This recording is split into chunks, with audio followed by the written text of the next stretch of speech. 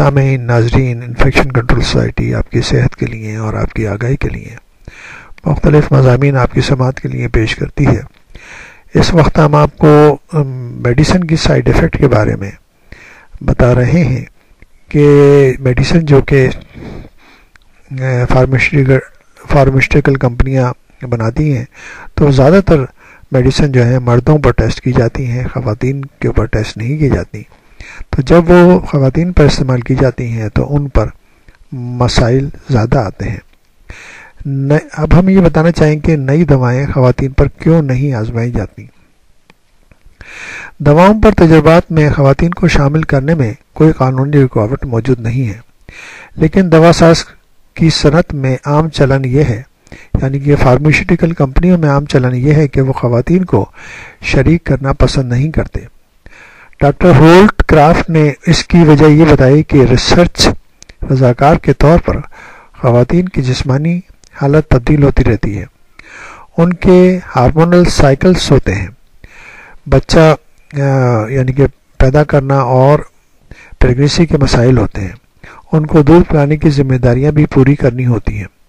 اور مینوپاز یعنی کہ سنیاس کے مرحلے سے گزرنے کے بعد بھی ان کے جسم پر دواؤں کا رد عمل تبدیل ہو سکتا ہے۔ انہی وجوہات کی وجہ سے دواؤں کے ریسرچرز خواتین پر نئی دوائیں آزمانے سے گریز کرتے ہیں، کیونکہ اس سے نتائج پیچیدہ ہو سکتے ہیں، اور وہ یہ چیز دوا ساز کمپنیوں کے وارے میں نہیں آتی، اس لیے وہ جسمانی طور پر زیادہ مستحکم مردوں پر تجربات کو فوقیت دیتے ہیں۔ ڈاکٹر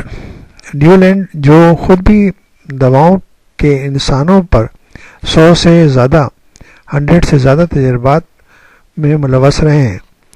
نے بتایا کہ یہ تمام جائز دواساز کمپنیوں کی درخواست پر مردوں پر کیے گئے تھے۔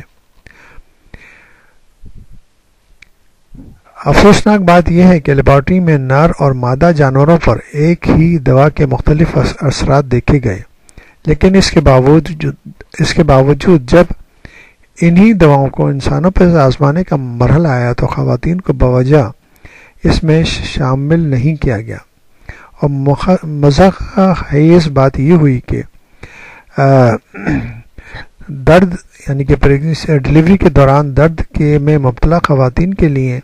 جو دوا تیار کی گئی اس کی سیفٹی ٹرائل کے لیے بھی مجھ سے یہ نہیں کہا گیا تھا کہ اسے مردوں پر آزمایا جائے۔ نسوانی جسم میں دوا زیادہ جذب ہوتی ہے۔ ڈاکٹر ڈیولینڈ نے کہا کہ تمام دواؤں کے مناسب تجربات میں خواتین کو لازماً شامل کرنا چاہیے، کیونکہ عموماً خواتین کا قد مردوں سے چھوٹا ہوتا ہے، مردوں کے مقابلے میں ان کا وزن بھی کم ہوتا ہے، اس لیے ان کو مختلف خوراک کی ضرورت ہو سکتی ہے، اور نسبتاً چھوٹی گولیاں بھی ان کی ضرورت پوری کر سکتی ہیں۔ ان کے مطابق خواتین کے جسم میں دوائیں کیمیکل ریسپٹرز کے ساتھ مختلف انداز میں جڑتی ہیں۔ یہ کیمیکل ریسپٹرز جسم کے اندر وہ نقطے ہیں جو دواؤں کے ساتھ رد عمل ظاہر کرتے ہیں، ان کو جذب کرتے ہیں۔ خواتین کے جسم میں مردوں کے مقابلے میں عموماً چربی زیادہ ہوتی ہے،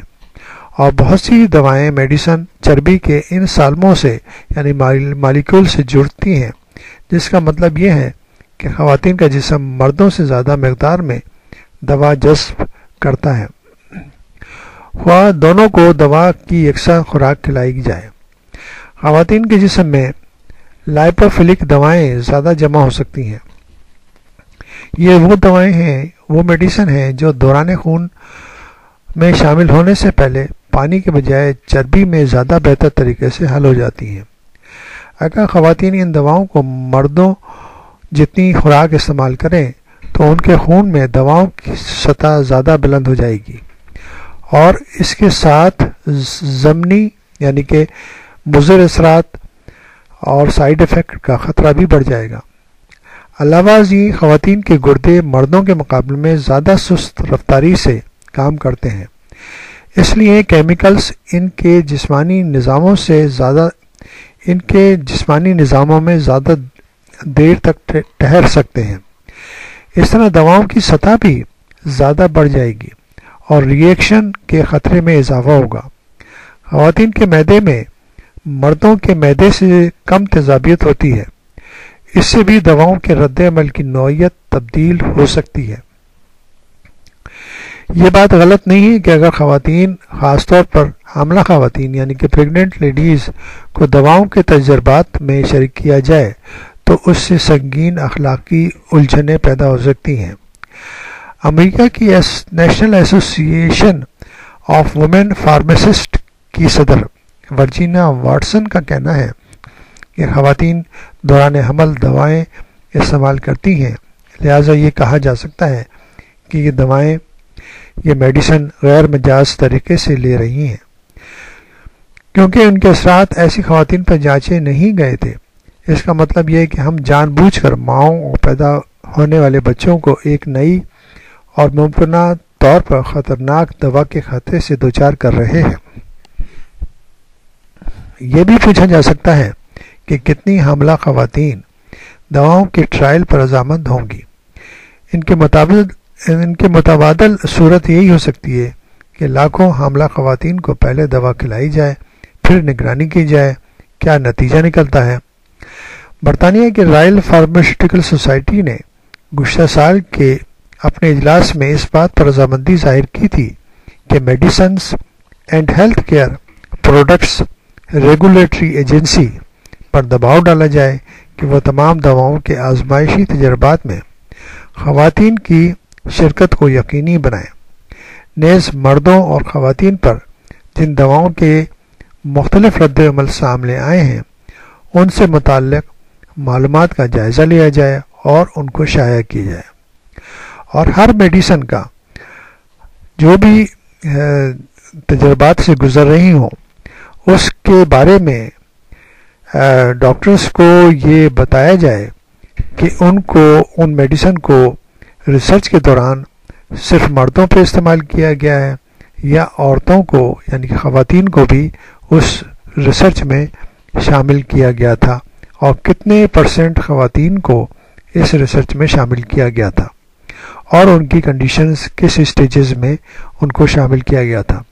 تاکہ جو میڈیسنز مارکیٹ میں آ رہی ہوں ان کے بارے میں صحیح طور پر ادراک ہو سکے